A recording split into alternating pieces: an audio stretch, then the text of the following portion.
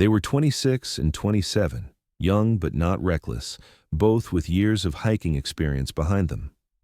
Friends described them as the kind of couple who seemed to belong outdoors, comfortable with the rhythms of the forest, confident in their gear, and familiar with the dangers that came with sudden changes in weather. On that early September weekend, they packed their car with backpacks, tents, and food for 2 nights, driving into the mountains that straddled the state border. To their families, it was nothing unusual. Hiking trips were a tradition, almost routine, but this trip would become the last anyone ever saw of them. At the trailhead, witnesses later recalled their easy smiles and the way they checked each other's packs before setting off. They signed into the ranger's logbook, noting their intended route toward a scenic ridge known for its sweeping views. Nothing about their departure suggested anything more than a simple weekend escape. Yet the storm warnings that had been broadcast on local radio stations that morning loomed over their decision. The forecast called for heavy rain, winds, and possible flooding in higher elevations. It was the kind of weather that made even seasoned hikers hesitate, but the couple pressed forward, believing their experience and preparation would be enough. By mid-afternoon, clouds had already begun gathering above the range. The air turned heavy, and the sharp scent of pine was overpowered by the smell of damp soil as the first droplets began to fall. Other hikers descending the trail that day remembered crossing paths with the pair. They were described as cheerful, chatting about reaching the ridge before nightfall, carrying trekking poles and wearing waterproof jackets. Nothing about their demeanor suggested fear or doubt. For some witnesses, those brief encounters would later play over and over in their minds, knowing they had been the last people to speak with them alive. That evening, they sent a brief text message to a family member. It was simple. They had made good progress, planned to set up camp, and would check in again the next day. The message carried no tone of concern, only the ordinary rhythm of a hike going as planned. But after that text, no further communication ever came. When night fell, the storm that had been predicted grew into something far more violent than expected. Winds ripped through the trees at 50 miles per hour. Sheets of rain pounded the mountain slopes, swelling rivers and washing out parts of the trail. Park rangers scrambled to issue new advisories, but by then, the couple was already deep into the backcountry. The following morning, families expected another message, maybe a quick call or text confirming the storm had passed and that they were continuing the hike. But the phones stayed silent. Hours turned to a day, and by the second evening with no word, unease hardened into fear. Calls to the ranger station confirmed that the couple's car was still parked at the trailhead, untouched. Their names remained in the logbook, but no one had signed them out. For search and rescue, it was the first red flag that something was very wrong. The initial reaction was disbelief. This was not a couple known for poor preparation. Friends recalled how they always carried extra water, first aid kits, survival blankets, even backup batteries for their phones. They weren't the kind to take unnecessary risks, nor were they unfamiliar with sudden weather shifts. That's what made their silence so unsettling. If anyone could have ridden out the storm safely, it should have been them. Yet as hours dragged into days, there was no sign of them on the trails, no new activity on their phones, and no evidence of them returning to their car. Rangers began interviewing other hikers who had been in the area that weekend. A few described seeing the couple climbing toward the ridge in the late afternoon as the storm clouds gathered. No one recalled seeing them after that. A single report mentioned distant voices carried by the wind just before the rain grew too heavy to hear. Whether those voices belonged to the missing hikers or not was impossible to confirm. Still, it was enough to focus the first search efforts on the upper trails near the ridge. As news spread, their disappearance became headline material. Local stations aired photographs of the smiling couple, arms around each other, backpacks strapped tight, asking anyone who had been in the area to come forward. The public response was immediate, with volunteers offering to join the search and families making emotional pleas for information. Yet beneath the urgency was a chilling reality. Storms on those mountains did not forgive mistakes. Flash floods could sweep through valleys without warning. Loose rocks and mudslides made trails treacherous, and the cold, driven by relentless wind, could bring hypothermia within hours if shelter wasn't found.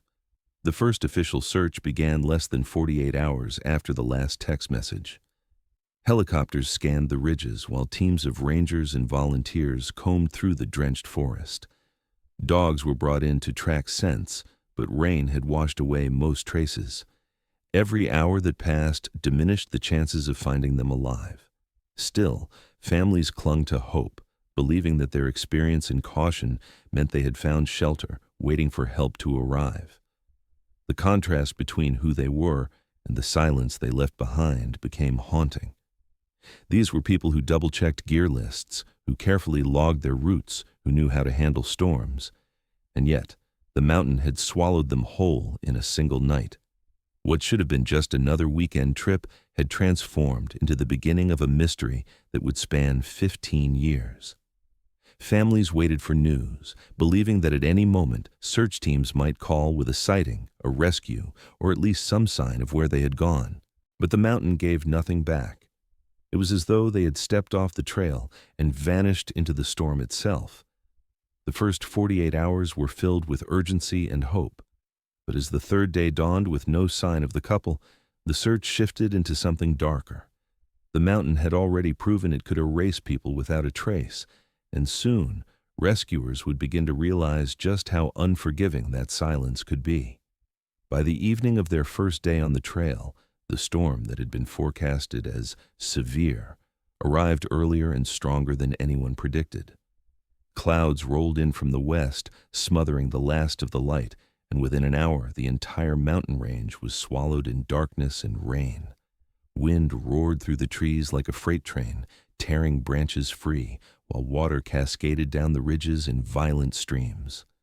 For hikers still caught on the trails, it was a fight to stay upright, to see even a few feet ahead, and to keep from losing the narrow path underfoot.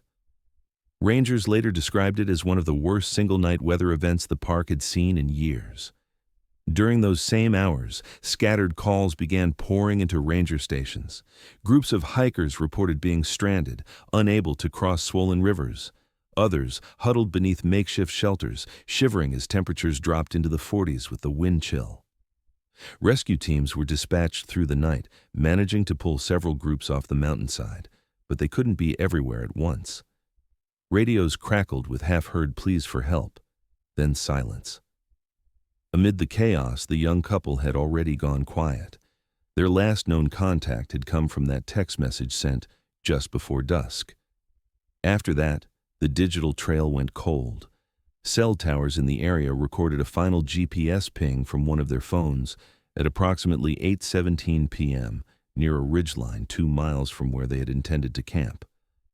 Then, abruptly, nothing. The signal stopped in the heart of the storm, as if the phone had been switched off or crushed. For investigators retracing the timeline later, that sudden silence became one of the most unsettling pieces of the puzzle. While other hikers fought to survive, the couple seemed to vanish altogether. No rescue team spotted their headlamps. No radio calls came from them. No one stumbled upon their camp. It was as though the storm had swallowed them completely. The search that would begin days later would return again and again to that GPS ping, the last fragile footprint of their existence on the mountain. For their families, those hours were a blur of rising panic. Parents who expected check-in calls sat by their phones, refreshing messages, dialing numbers that rang endlessly. Each failed attempt deepened the dread. When news broadcasts confirmed that the storm had triggered multiple rescues, family members clung to the belief that their loved ones were among those being brought down.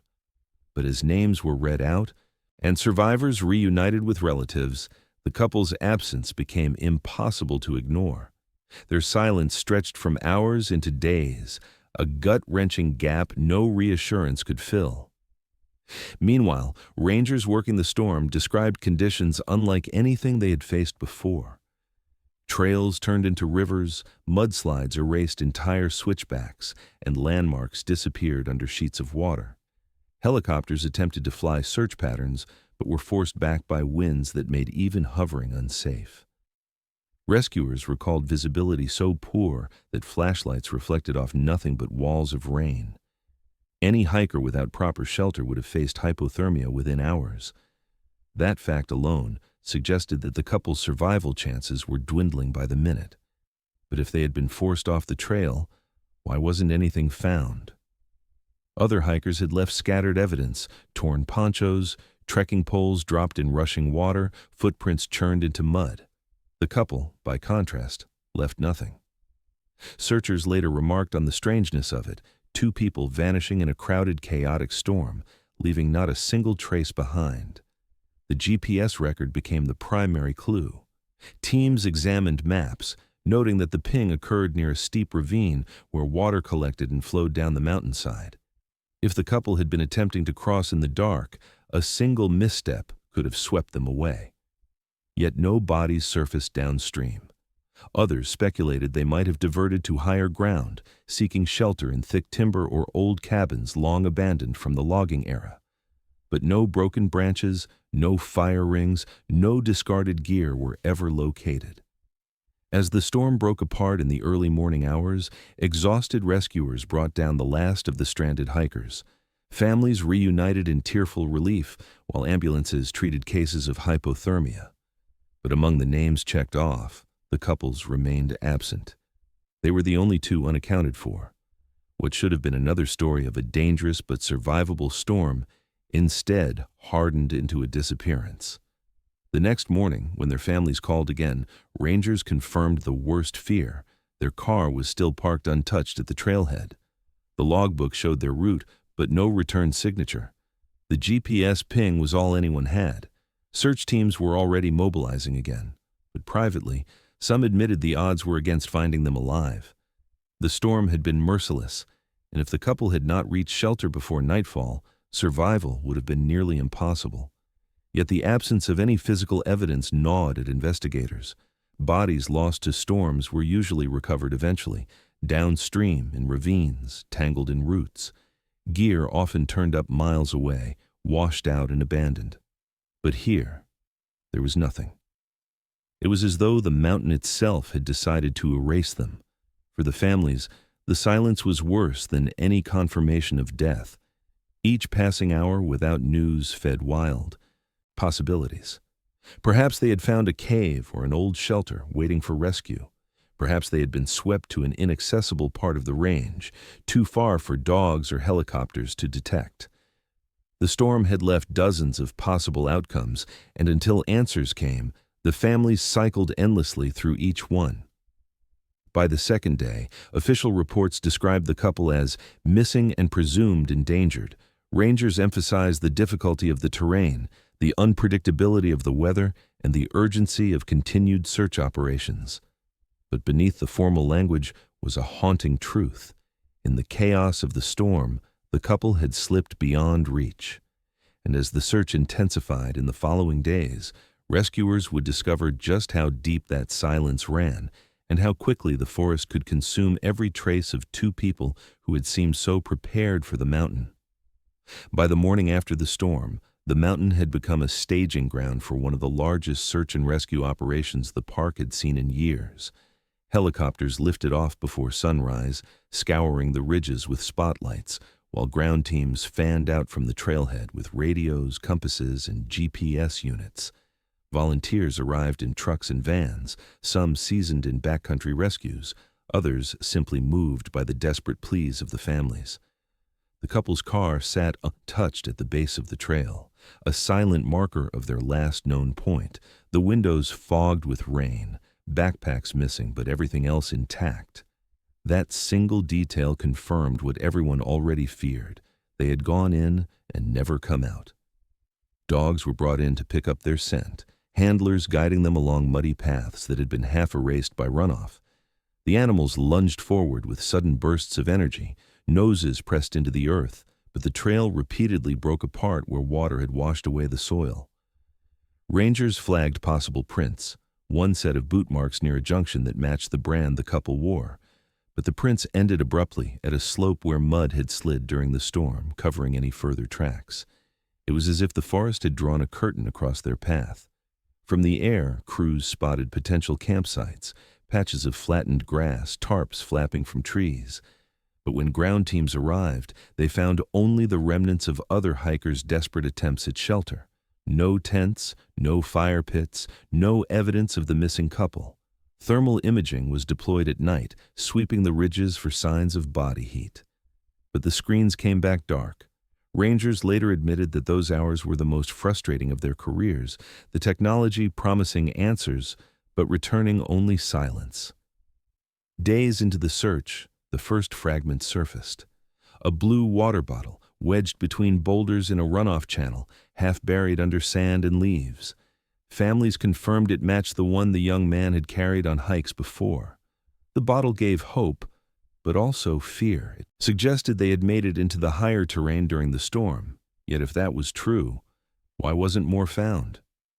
Teams followed the channel downward, expecting to locate more equipment carried off by water, but the trail ended just as quickly as it began. Beyond that single bottle, there was nothing. Speculation spread among rescuers. Some believed the couple had been swept into a ravine, bodies pinned beneath debris where even helicopters could not see. Others argued they might have pressed forward, seeking the safety of timber or higher ground, only to succumb to hypothermia before they could make fire. A few whispered about abandoned logging shelters half collapsed in the forest, where people sometimes holed up in emergencies. If the couple had found one, it might have hidden them from rescuers' eyes, for better or worse. Meanwhile, families waited at the ranger station, watching the comings and goings of teams with raw, sleepless faces. They clung to any sign, any rumor that their loved ones had been spotted. When the water bottle was confirmed, one mother wept with relief, convinced it meant survival. But as the hours dragged into nights without further discovery, relief turned into agony. Every evening, rangers held briefings, maps spread across tables, markers showing search grids. The families listened, nodded, asked questions, then returned to empty motel rooms, hoping that tomorrow would bring different news. The search extended beyond standard protocols. Additional counties sent deputies. National Guard helicopters joined the flights. Specialized climbers rappelled into ravines thought too dangerous for regular teams. Still, the forest remained silent. The only other clue came on the fourth day, when prints, likely from hiking boots, were spotted near a washed-out section of trail. They matched the direction the couple had been heading, but like before, the prints stopped suddenly, cut off by erosion. Rangers traced downstream, probing piles of driftwood and debris where bodies might have been caught. But there was no trace. As the week passed, whispers of darker theories began circulating. Some wondered if the couple had chosen not to be found, using the chaos of the storm to vanish deliberately. Others raised the possibility of foul play, though no evidence supported it. These suspicions reflected more the human need for answers than the reality on the ground. To those leading the search, the truth was simpler, though no less devastating. The storm had been too severe, the terrain too unforgiving. People did not simply walk out of disasters like that unharmed. By the seventh day, fatigue set in. Volunteers trudged back with blistered feet and mud-caked clothes.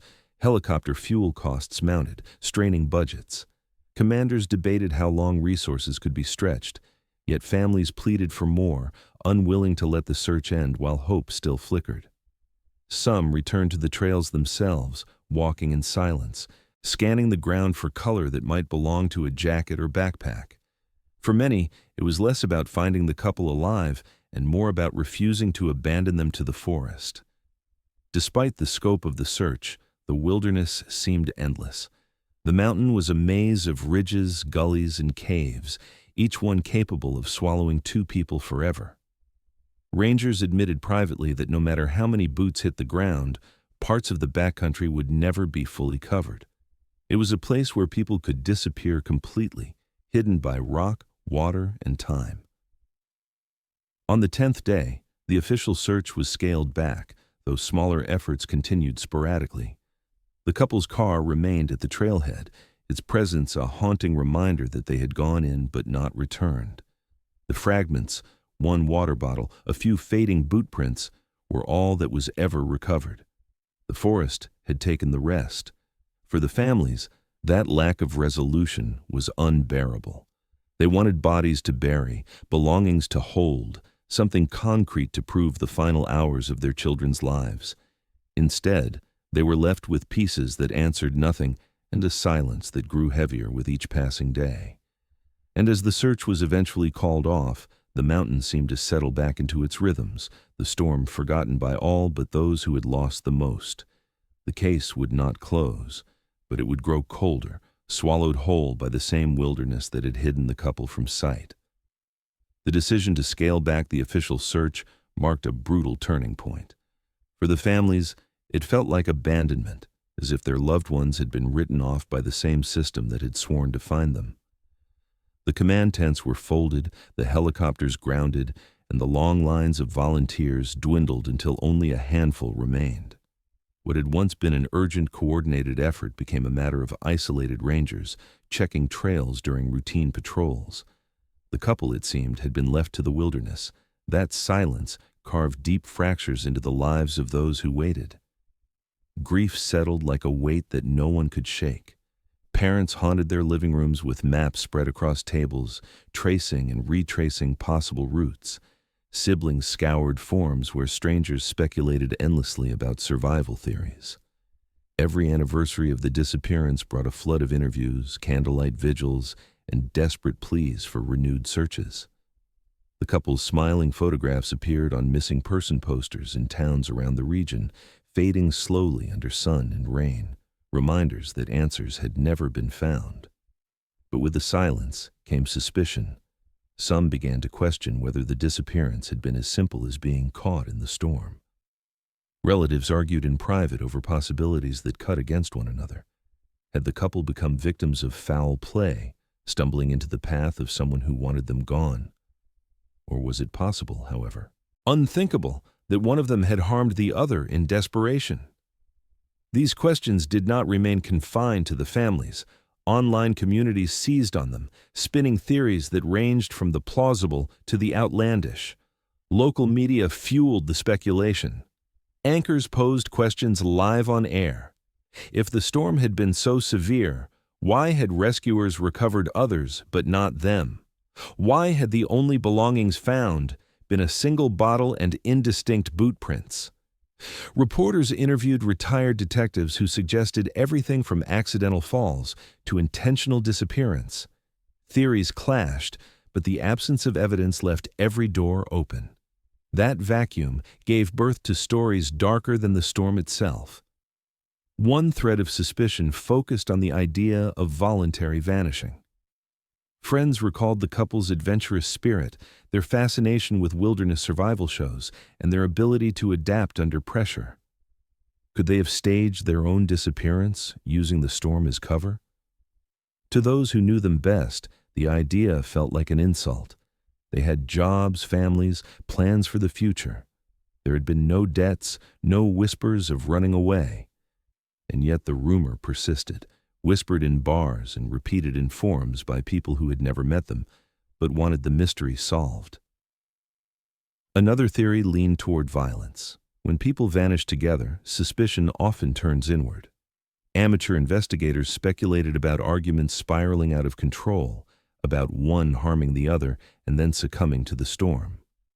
Theories like this spread quickly, but were built on nothing but conjecture. Police reviewed phone records, financial statements, and personal histories. Nothing indicated trouble between them. Still, the idea lingered because the absence of proof left space for imagination to fester. For those left behind, such rumors were salt in an open wound. One parent described the experience as a double loss, grieving their child while also watching strangers twist their memory into something unrecognizable. But the silence of the mountain gave no rebuttal, no counter-narrative.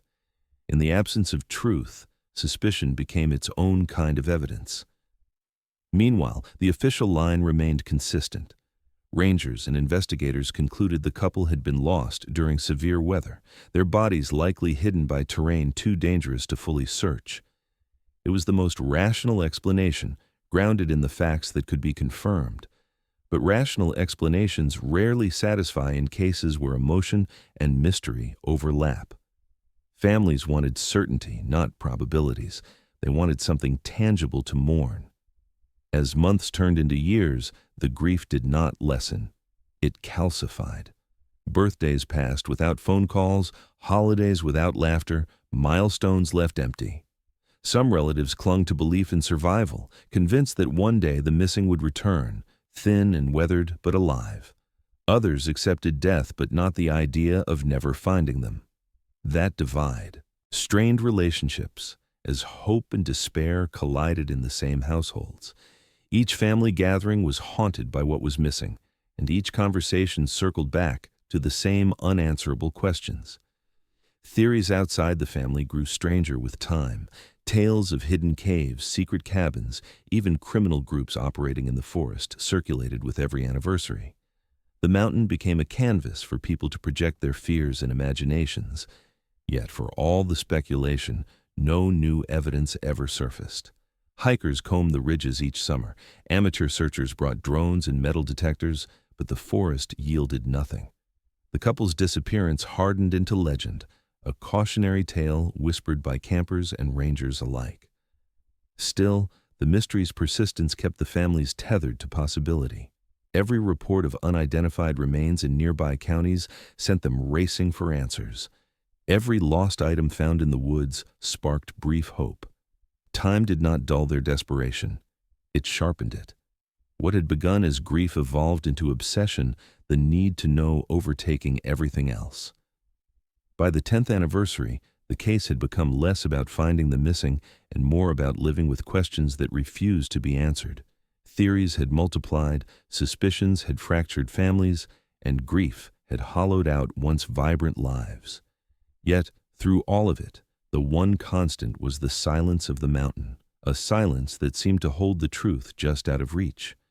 And then, as the years continued to pass, the storm that had taken them began to fade in memory, overshadowed by the legend of their disappearance.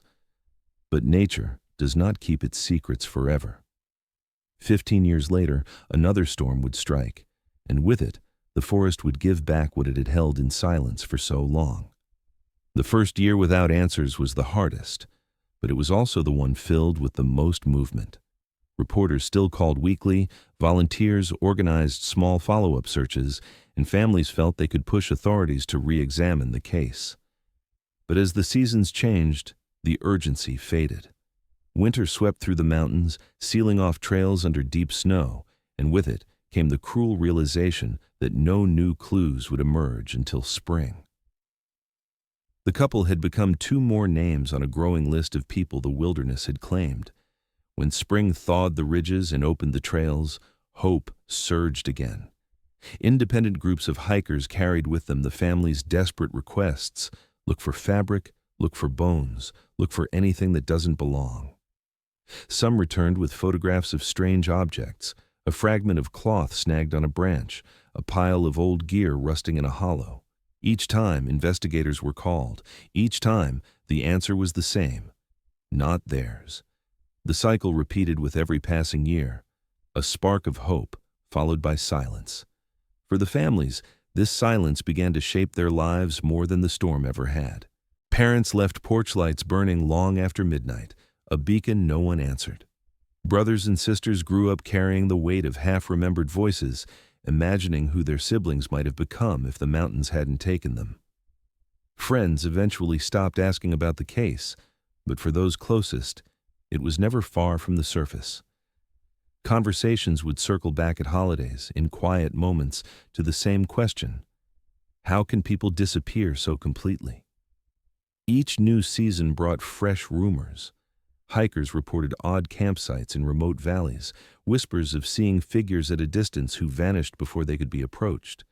Amateur sleuths posted online about caves that could conceal bodies, about old mining tunnels stretching miles beneath the ground. Some claimed to have pieced together evidence that the couple had attempted to walk out in the wrong direction, heading deeper instead of toward safety. These theories were intoxicating in their detail, but none could be proven. The mountain kept its secret. Investigators who had once worked the case retired, handing down boxes of notes, maps, and photographs to successors who approached it with less passion. To them, it was an old story, tragic but unsolvable. The official explanation, that the couple had perished in the storm and their remains had never been recovered, was neat enough for the record. But for the families, neatness was not closure. They needed truth, not theories. They needed something to hold on to. The anniversaries became rituals of grief. Every year at the trailhead, relatives gathered with candles and flowers, standing before the same untouched car park where the couple's vehicle had once sat. They told stories, shared photographs, and held on to one another. Local reporters covered the gatherings less frequently as time passed, until eventually the vigils took place in near silence, witnessed only by the mountain itself. The story had slipped from public memory, but it remained carved into the families' lives. As time stretched into a decade, hope hardened into something else. Some parents clung to the idea that their children were alive somewhere, perhaps injured or lost to memory, unable to return. Others finally accepted death, but fought against the unbearable thought of bones lying exposed, scattered by animals, unburied and unremembered. These conflicting beliefs often tore relatives apart.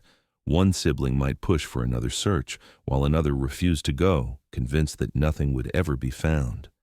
Their grief, shared but divided, created fractures that could not be healed. Meanwhile, the mountain developed a reputation. New hikers, hearing the stories, called it cursed. Guides warned travelers not to underestimate the terrain, pointing to the couple's disappearance as a lesson in humility before nature.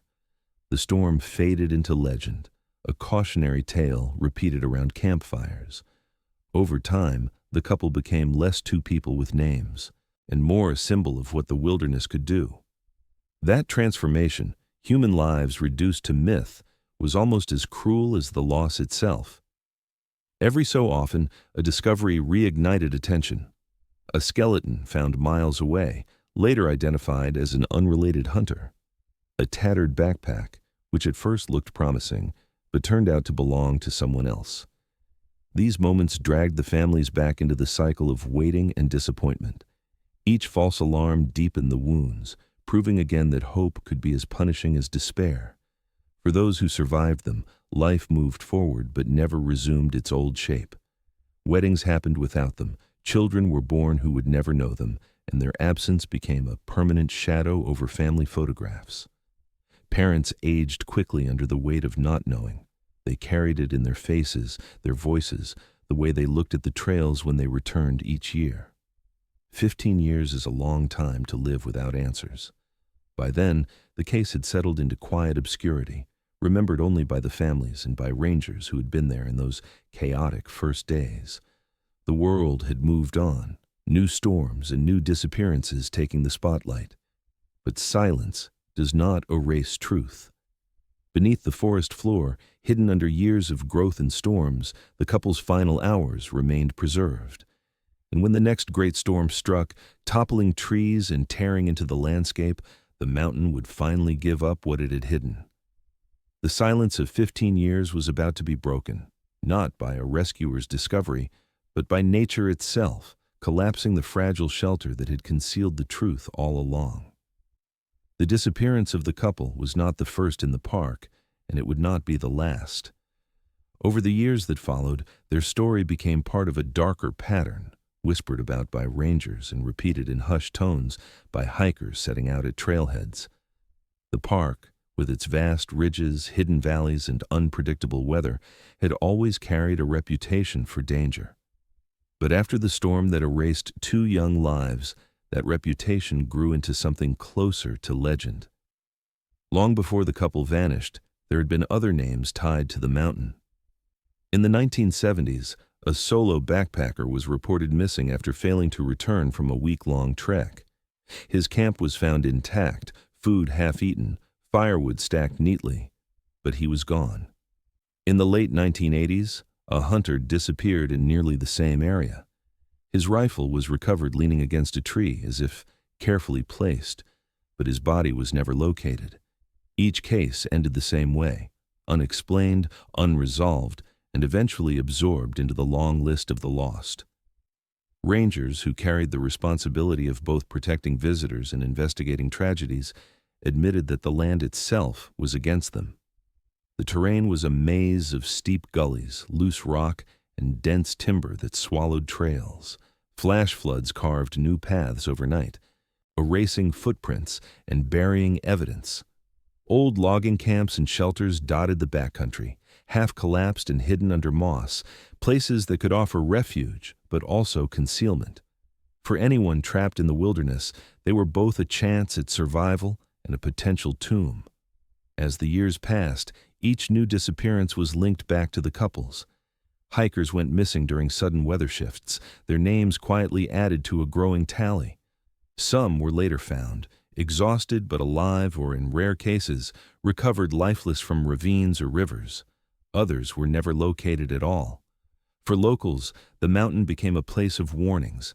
Parents told their children not to underestimate its power. Guides shared stories of those who had vanished, each retelling reinforcing the idea that this was no ordinary park. The media, too, fed the reputation. Articles about the couple often included sidebars about the park's history of disappearances, presenting a narrative of a cursed range that took people without explanation. Television specials dramatized the conditions, blending fact with speculation. Viewers at home, safe in their living rooms, absorbed the idea that there were places in the modern world where the wilderness still held dominion, where human presence could be erased as quickly as footprints in rain. For the families of the missing couple, this reputation was a double-edged sword. On one hand, it kept the memory of their loved ones alive, their story mentioned in every article about the park's dangers. On the other, it reduced their children to symbols, part of a collective mythology of disappearance, rather than individuals with names, faces, and lives cut short. That transformation from person to legend was painful to watch, but impossible to stop. Search and rescue veterans often described the psychological toll the park carried. Each new call to respond to a missing hiker dredged up memories of the couple. Teams who had spent weeks combing those ridges in vain could not forget the feeling of futility, of walking miles of wilderness and finding nothing but silence. For them, the mountain was not just challenging terrain, it was a place that reminded them of failure, of unanswered questions that would never leave. Among hikers, rumors spread like wildfire. Some swore there were hidden caves in the cliffs, large enough to swallow a person whole. Others whispered about abandoned mine shafts, dark and bottomless, where unlucky hikers could fall beyond rescue. Theories mixed truth and imagination, building a picture of a landscape that was actively hostile, a place that seemed to keep secrets. None of these stories could be proven, but each added to the aura of fear. The park became a destination not only for those who loved wilderness, but for those drawn by its mystery, eager to walk the same trails where others had vanished. The couple's case remained the most haunting of all, precisely because so little evidence was ever found. Their story was repeated at ranger stations during safety briefings, a cautionary tale for newcomers. Some visitors even treated the site of their last known location like a kind of pilgrimage, leaving small tokens on rocks or carved initials in trees. But no matter how many times the story was told, it ended the same way. 2 people gone, with no answers. By the 15th year, the park's reputation was cemented. Articles described it as the place that takes people. Podcasts dissected the disappearances, blending fact with speculation, fueling fascination among listeners who never planned to set foot there. What had once been tragedy had turned into narrative, consumed and reshaped by strangers. The families who lived the reality were left behind, still grieving in silence while the world turned their pain into campfire stories. And then, nature intervened once again. A storm as violent as the one that had claimed the couple tore through the range, bringing with it winds that toppled trees and rain that undermined the ground itself. When the skies finally cleared, the mountain was changed. Trails were blocked, valleys flooded, and, deep in the backcountry, one of the old shelters that had stood for decades finally gave way. Its collapse would reveal what the park had kept hidden for 15 long years and unravel the mystery that had defined its dark reputation. 15 years had passed since the couple vanished, years that had turned their story into a cautionary tale and their absence into legend. Families had grown older, children had become adults, but the loss remained an open wound. The mountain had stayed silent through it all, as if unwilling to surrender what it had taken. But in the summer of the 15th year, another storm rolled in, and with it, the landscape itself began to change. This storm was different. It arrived with sudden ferocity, lashing the mountains with winds strong enough to snap trees and rains heavy enough to churn rivers into violent torrents. Rangers compared it to the one that had struck a decade and a half earlier, the same kind of weather that had once erased 2 young lives. For those who had worked the case all those years ago, the parallel was chilling. They remembered the chaos, the rescues, and the silence that had followed. Now they watched helplessly as the forest endured another night of destruction. When the storm finally passed, the damage became clear. Trails were buried under landslides. Whole sections of forest lay flattened. Streams carved new paths through valleys, washing away familiar markers. But one discovery, deep off the official routes, stood out from the rest. Hikers who ventured out days later stumbled upon the collapsed remains of an old wooden shelter. The structure had been there for decades, a relic from the logging days, rarely marked on maps and almost forgotten by park staff. Now it was splintered, its roof caved in, timbers scattered across a clearing. At first glance, it looked like nothing more than storm damage. But as the hikers picked through the wreckage, something caught their eye. What appeared to be bone, pale against the dark soil, jutting from beneath the collapsed beams. Shocked, they backed away and alerted rangers. Within hours, the site was swarming with officials, cordoning off the area and beginning the painstaking process of recovery. Word spread quickly, and before long, whispers began circulating. Had the mountain finally given up its secret? Rangers worked cautiously, removing debris beam by beam. What emerged confirmed what many had suspected, but never proven. Beneath the shelter, partially preserved by years of being buried under wood and earth, were human remains. The skeletons lay close together, clothing tattered but still faintly recognizable in patches of fabric. Alongside them was a rusted metal frame of what had once been a backpack. Forensic teams moved in, careful to document everything, treating the site not as a relic but as a crime scene. The news spread like wildfire. Headlines ran stories within hours linking the discovery back to the long unsolved case of the couple who had vanished in the storm. Families who had lived for 15 years without answers were suddenly thrust back into the spotlight, phones ringing non-stop with reporters seeking comment. For them, the news was a flood of emotions, grief renewed, hope extinguished, but also relief that the mountain had finally spoken. At last, they might know what had happened. DNA testing was ordered immediately, though rangers privately admitted that there was little doubt. The location, the clothing, the backpack, all pointed to the couple. What puzzled investigators was the placement. The shelter, though known in some circles, had been outside the original search grids. Search and rescue teams had passed miles away but never reached that clearing. For years it had stood untouched, hidden in the trees, while the bodies lay beneath its timbers. As forensic teams pulled more items from the debris, the story grew clearer. Fragments of notebooks were recovered from the ruined backpack, their pages waterlogged and decayed, but still marked by faint handwriting. Personal items, keys, a broken compass, even a camera too damaged to retrieve photos, were cataloged carefully. Each object was a window into the couple's final hours, evidence that they had not been lost to the wilderness instantly, but had fought to survive.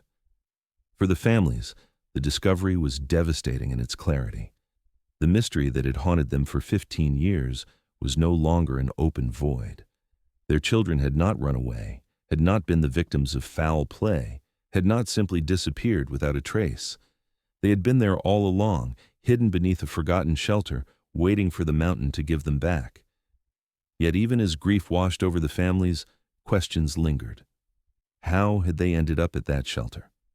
Had they chosen it as refuge during the storm, only to have it collapse on them? Or had they survived the initial night, trapped and waiting for a rescue that never came? The answers lay within the fragments of evidence now in the hands of investigators. What was certain was that the collapse of the shelter during the new storm had revealed what nature had concealed for so long. That summer, for the first time in 15 years, the families were able to plan funerals, to grieve with certainty rather than speculation. But closure did not come easily. Knowing the truth was not the same as accepting it. The images of their loved ones lying beneath that shelter for years, undiscovered despite all the searches, was almost too much to bear. For many, the discovery felt like justice delayed, a cruel reminder of how close rescuers had once come and how the wilderness had refused to yield. And yet, the story was not finished. Forensic analysis still had to piece together the sequence of events. The fragments of notebooks had to be studied, the timeline reconstructed.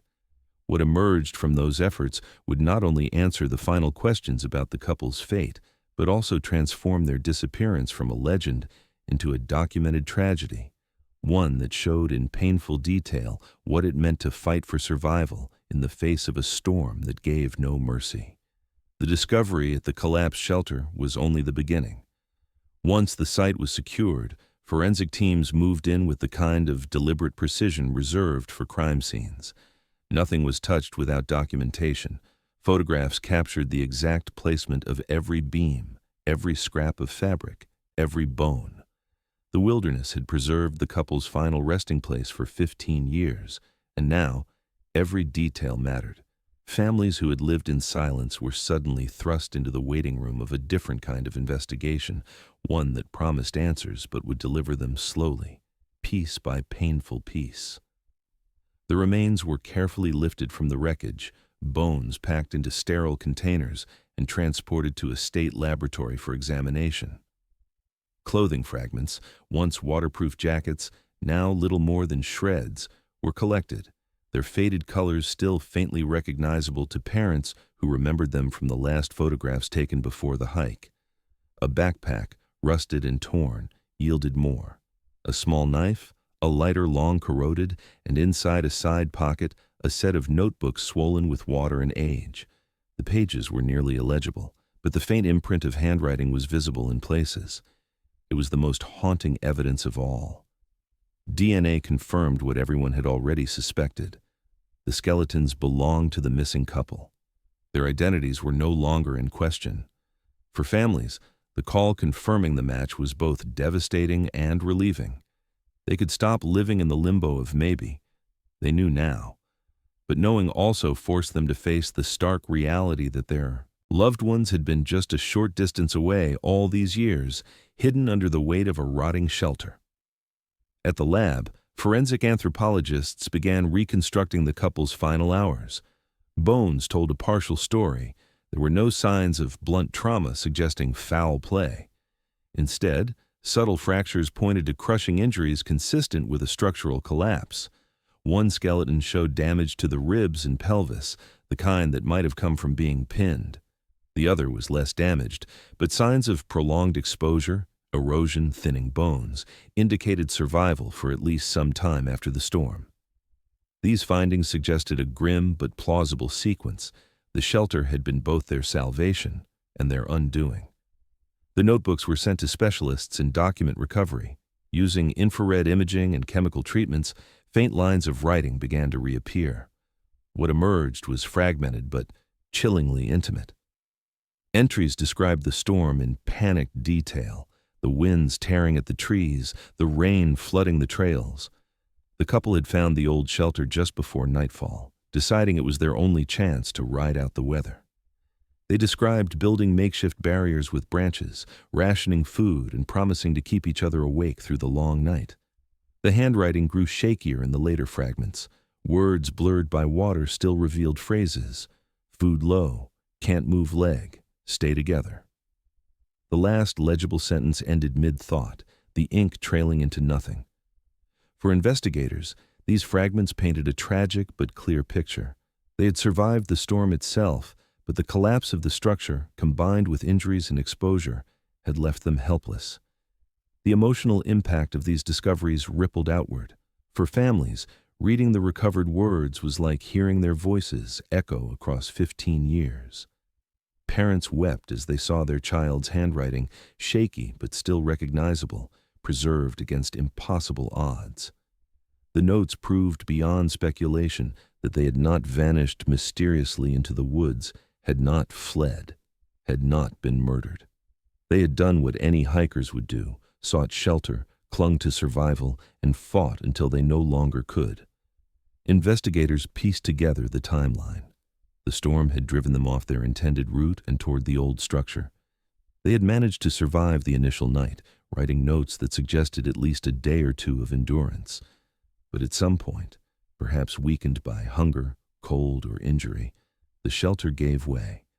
The collapse trapped them inside, hidden from the eyes of rescuers who had searched just miles away.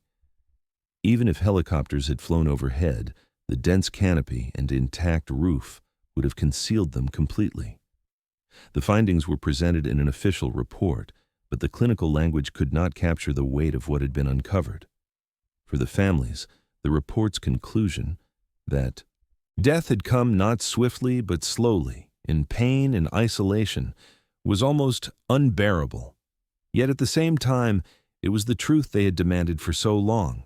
Closure was not comfort, but it was finally something solid. Public reaction was immediate. News outlets ran headlines declaring the mystery solved, though the details were far more heartbreaking than sensational. Reporters read excerpts of the notebooks on air, their voices heavy with emotion. Listeners were struck by the humanity of the story, not faceless bones, but two people who had left behind the raw record of their final fight to live. In the weeks that followed, the families began to prepare funerals. For the first time in 15 years, they had remains to bury, names to carve into stone, rituals to perform that had been denied to them for so long. But grief hung heavier than before. Knowing how close they had come to surviving, how close rescuers had been to finding them, made the loss sharper. The mountain had not stolen them instantly.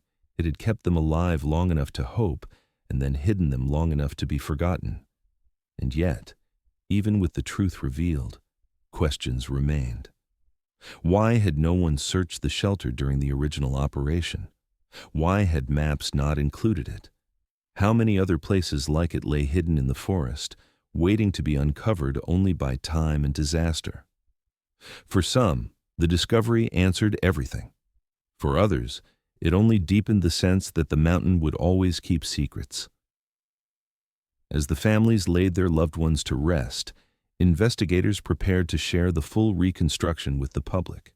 The notebooks, though fragmented, would offer the most intimate insight yet into the couple's final days. And what they revealed would transform the case from an unsolved disappearance into a documented tragedy that showed, with painful clarity, just how fragile the fight for survival can be. The fragments of notebooks, the condition of the remains, and the placement of the shelter all converged to allow investigators to reconstruct what likely happened in the couple's final hours. It was not a single moment of catastrophe, but a slow unraveling of survival that stretched across days, punctuated by hope, exhaustion, and finally silence. Forensic experts and survival specialists pieced the evidence together as if rewinding time, pulling the threads of a tragedy hidden for 15 years into a coherent, devastating picture. The first hours after the storm hit would have been chaos. The couple's last known GPS ping placed them near a ridgeline, battered by wind and rain. Their notebooks described descending into denser forest, seeking shelter. The abandoned logging structure, decaying but still standing, would have been a godsend in that moment. Investigators believed they reached it just before nightfall, drenched, hypothermic, but alive. Inside, they found partial protection from the storm's fury. They reinforced it as best they could, propping branches against the gaps, trying to create a barrier against the wind. Their notes described being cold but determined, writing that they would wait it out until morning. But the structure was old, its beams softened by rot and decades of weather. Forensic engineers determined that part of the roof had already been compromised before they entered. Sometime during the night or the following day, under the weight of wind and falling branches, a section of the roof gave way. The fractures in one set of bones told the story. Ribs crushed, pelvis shattered, injuries severe enough to immobilize. The other person, less injured, tried to keep them alive. The notebooks shifted in tone here, lines mentioning that one could not move, that they had little food left, that they would have to stay together and wait for help. What struck investigators most was the detail of rationing. They had counted out the little food they carried, dividing it carefully, determined to stretch their supplies. The lighter found in the backpack, corroded beyond use, had likely failed them, leaving no way to make fire. Without heat, hypothermia would have been inevitable. Their handwriting grew weaker across the entries, phrases shorter, letters shaky. For experts, it was evidence of bodies shutting down, of people trying to endure despite the impossible. Meanwhile, the search and rescue teams were combing the mountain just miles away. Helicopters flew overhead, dogs scoured trails, but the intact roof of the shelter concealed any sign of them. Investigators concluded that even if rescuers had been standing in the clearing, the couple would have been invisible beneath the structure. The irony was cruel. Help had been close, but the very thing that had kept them alive for the first night had also hidden them from sight. Days passed in their final ordeal.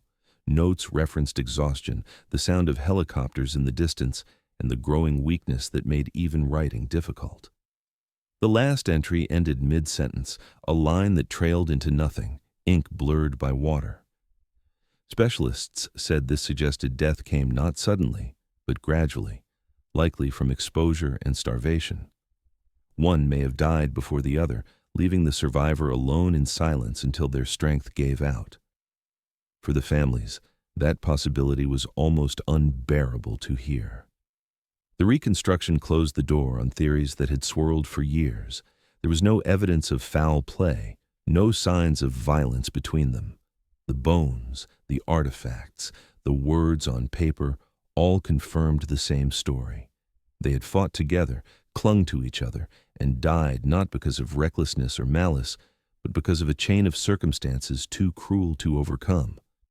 They had made the rational choice to seek shelter. It had saved them briefly, but it had also sealed their fate. Experts emphasized how the tragedy highlighted the fragility of survival in extreme conditions. A working fire, a sturdier shelter, a few more hours of clear weather, any of these might have been enough to tip the balance toward rescue. Instead, each factor compounded the other. The storm pushed them off course. The shelter gave them hope, then collapsed. Their injuries prevented escape, and the canopy concealed them from searchers. Every decision they made was sound, every effort determined, yet the wilderness and the storm worked against them until their options were gone. For the families, these details were crushing. To hear that their children had survived the storm itself, but died slowly, waiting for help that never came, was almost worse than imagining they had been taken instantly. Yet the notebooks gave them something rare, a glimpse into their loved one's state of mind. They had not panicked, had not turned on each other. They had written about staying together, about rationing food, about hope that they would be found. Their words became a testament of resilience, a final echo of who they were. Public reaction was equally heavy. The story was no longer just about a disappearance, but about endurance and tragedy. The notebooks were quoted in articles, a few phrases burned into the memory of readers. Stay together. Wait for help. People who had once speculated about wild theories now saw the truth for what it was. 2 lives lost to circumstances beyond their control, hidden not by malice, but by the forest itself. The final report laid out the reconstructed timeline in clinical language: entry into shelter, collapse, injuries, days of survival, eventual death. But behind those bullet points was a reality that no report could soften. The couple had been alive long enough to hope for rescue, but the mountain had remained silent. And even though the truth was now revealed, one final question remained unanswered. Why had it taken 15 years and another storm for the forest to give them back?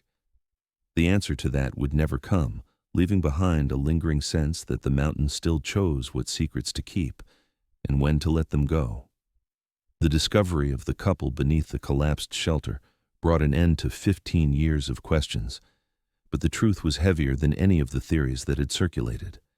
They had not vanished into thin air, had not fled from their lives, had not been victims of violence.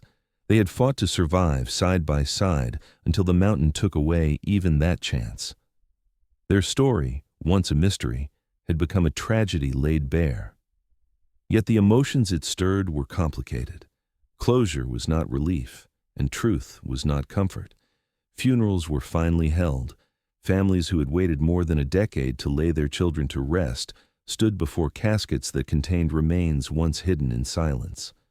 Photographs from their youth sat at the front of churches, faces frozen in time, untouched by the years that had passed. The services were filled with stories of who they had been. Laughter, ambition, a love for the outdoors that had once brought them joy. But woven into every eulogy was the shadow of what the wilderness had done. Tears fell, not just for their deaths, but for the long span of years in which they had been absent, when families had lived in the limbo of not knowing. For many, the hardest part was realizing how close they had been to rescue. The notebooks described hearing helicopters, the faint hope that someone might appear. Searchers had been miles away, unaware that two young hikers were trapped beneath the weight of a decaying shelter. That cruel irony, that help had been so near but never reached them, haunted both rescuers and families alike. Rangers admitted privately that the case would never leave them, that every future search would carry the memory of those missed chances. The mountain itself took on a new kind of symbolism. For 15 years it had kept its secret, hiding the couple beneath wood and earth as if protecting their final moments from the outside world. And when another storm came, it revealed them, offering the truth only when it decided the time was right. To the families, it felt like nature had dictated the terms of their grief, forcing them to wait until it was ready to let go. That sense of helplessness, that the truth had never been in human hands, was its own form of torment. Yet there was also something else in the discovery. The notebooks, fragile but legible in places, gave the couple back their voices. They had not died without leaving a trace. They had written about their love, about staying together, about hope. Those words became a legacy, fragments of resilience that families clung to. Instead of being remembered as two names on a missing persons list, they were remembered for the way they endured, refusing to let go of each other even when everything else collapsed around them. The public, too, was changed by the resolution. Theories that had once painted the couple as reckless or suspicious fell away. The truth was simpler and more heartbreaking. They had done everything they could, but the storm and the wilderness had been stronger. Hikers who once treated the story as legend now spoke of it with reverence, a reminder of how fragile even the most experienced can be when caught in the wrong place at the wrong time. Safety briefings in the park included their story, not as a myth, but as a lesson etched into history. Still, not everyone found peace. Some family members struggled with the thought of the long years lost, birthdays and milestones missed, while the truth sat waiting beneath rotting wood. They asked why no one had checked the shelter during the initial search, why maps hadn't marked its location, why their children had been left undiscovered for so long. The answers were unsatisfying. The forest was vast, the search lines finite, and the shelter was far off the intended route. Logic explained the failure, but logic did nothing to soften the grief. For rescuers who had worked the case, the discovery was a harsh reminder of limits. Technology, manpower, and determination had not been enough. The mountain had hidden the truth until it chose to reveal it.